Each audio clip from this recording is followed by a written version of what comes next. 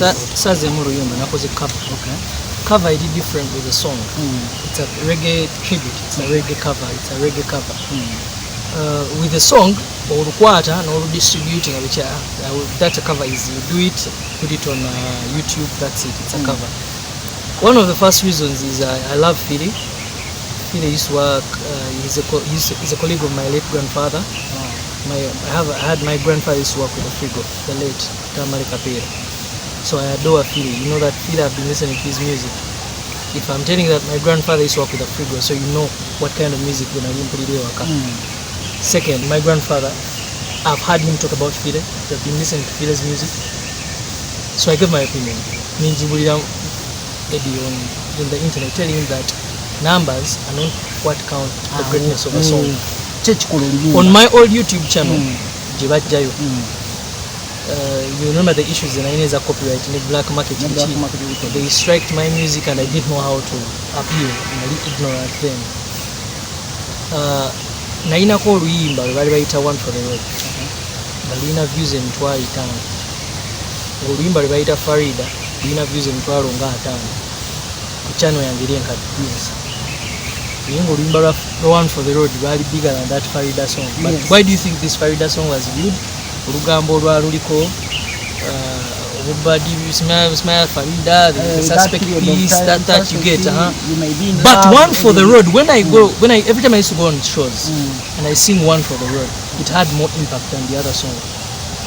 So that was showing. That's how I was even trying to explain it to my brother. When you in numbers, for example, Despacito. Actually, the example Despacito, billions of views. Ezigate nyimba za Michael Jackson zonna. Niyewo otandika okuyimba nyimba za Michael Jackson around the world. I'm sure Despacito cannot compete. That's exactly what I explained. So there is a group of I would call them hooligans. They are hooligans because why are you trying to attack us for defending Phile's legacy? We're trying to tell you, no, somebody shouldn't say that Phile is this. Watch over to Vuma. So there's a group of hooligans who came to my channel, to my socials in Vuma. Then on top of that, Nebagamba Simani Kuyimba. Never comparing Fresh Daddy. Fresh Daddy, Fresh Daddy, yes. Fresh Daddy is a very good artist, but you can't compare me and Fresh Daddy. I am an Airtel Trace finalist.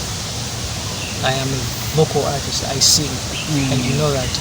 Era ne bongeza kao ne bagamba nti gwe you just oli muyimbi wa manyi ku internet. Ni muyimbi wa manyi ku internet. Choka nkola sente. You can imagine. Nkola sente. Kubanga every week that goes by I have a function where they have booked me 1 or 2 or 3.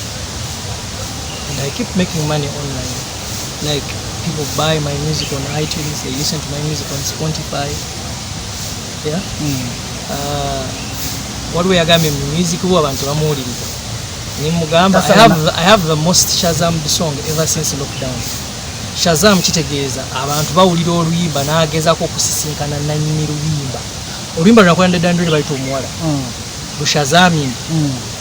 Ogenda otandika oshazaminga hiti zonna ezafuluzibwa mu lockdown paka kati. Bruno buno busungu bwonna bwavuddewa according to those hooligans boogambye abakulumbye kwe kudda mu cover. That was one actually of the reasons. Bangambe I can't sing. So I want to see if I can sing. Oyagala proving that? No, I'm not proving. Let us see. Let me give the person I love, my legend, my artist, a tribute, a reggae cover. At the same time, I want these critics who say that I can't sing. Again in Born Africa? It's okay. Because they dared me, they said I should try that same song. If I feel go so it's okay. Is Edkins your friend? No. We are not friends, we are high people. We sang somewhere in Mugamba, hello, hi, how are you? I am a big fan of his music, by the way. I touch on Mugamba on a fan basis because I'm a big fan of his music. Wow. I look at him as a big brother, as our legend in our generation. But it is not right for Cristiano legend niyo Cristiano tazala bankoperi ku interviews zonna tayogera ate nga akubye golo nyingi okusinga pe naye otuuza kusana omubuuza nti are you bigger than Pele? No. But Chris Brown recently bambuza, are you better than Michael Jackson? He said no, not at any other time. You will never find Wizkid underlooking Two-Face or Fela Kuti. But someone was trying to ask me, who are you to question, who am I? My grandfather is a colleague of Philip. He used to work with Africa, the late Tamarika Pereira. So, who am I? Why are you questioning me? And why should I have? That's my opinion. I made my opinion. I made it. It was an opinion. And I'm not the only person who did an opinion. Yes. Which means I have impact. Very people made comments about that. But you guys have looked for me. Okay, Bruno, here is the thing now. Mubigambo byo abasinga bagambye nti Eddie Kenzo ali disrespecting the leaders of the right. Ne at the same time bano era n'abamwatakinga bote bamu disrespecting kuba teri avumye Kenzo. However yete file bantu bangi bamanyidde nnyo file. Miss Henry, bro, Nis, you are one of the greatest writers of our generation, but you don't have any authority to disrespect Fide. Miss Henry said he's bigger than Fide. One. This is my post. You know one. I say, with due respect, my big brother Eddie Kenzo, it's not the views that show that a song is big. Despacito has more views of Michael Jackson's songs, but when it comes to greatness, it can't match Michael Jackson's songs. It's like Wizkid or Burna Boy coming out to say they are bigger than Fela Kuti. I love your music, my big brother, and I'm a big fan, but that statement you made is wrong. Why went for me Eddie Kenzo? Did I disrespect Kenzo? Okuvuma kujiramu abafani ne hooligans voice. That's why I didn't address it to Kenzo. I addressed it to those guys who come to abuse me, claiming that they're his fans. Are they sick? Am I not supposed to make such a submission? Yeah, as a person, to me, yeah, actually, me, Narisogera how we read Yazzeemu Oluyimba, because according to how I understand music, Kenzo did okay with the song. He didn't 10% flat. Of Mohammed.